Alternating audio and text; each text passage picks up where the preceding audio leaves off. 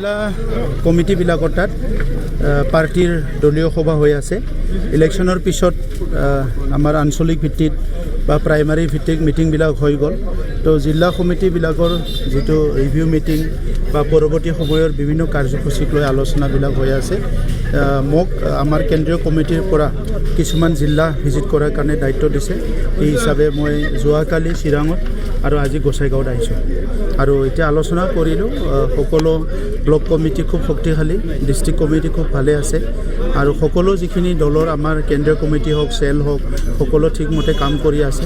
তো সেইকাৰণে অনাগত দিনৰ কাৰণে বড়োলেণ্ডখন যেনেকৈ শান্তি আছে, শান্তি কৰি ৰাখিবৰ কাৰণে বিভিন্ন জাতি জনগোষ্ঠীৰ ইছ্যুবিলাক সমাধান হোৱাৰ কাৰণে আৰু UPPL মডেলৰ যিটো ৰাজনীতি সেইটো পৰৱৰ্তী সময়ত আগুৱাই নিয়াৰ কাৰণে আমি আলোচনাবিলাক কৰি আছোঁ। বিগত 9 মাহৰ যি BPFৰ চৰকাৰ চলিল প্ৰায় এই 9 মাহৰ চৰকাৰৰ বিষয়ে আপুনি কি ক'ব? এতিয়ালৈকে মই একো ক'ব নিবিচাৰোঁ। চৰকাৰ এখন চলিব, ইলেক্টেড হৈছে, ৰাইজে মেণ্ডেট দিছে, কাম কৰিব। এতিয়া মেইন কামটোতো আপোনালোকৰহে।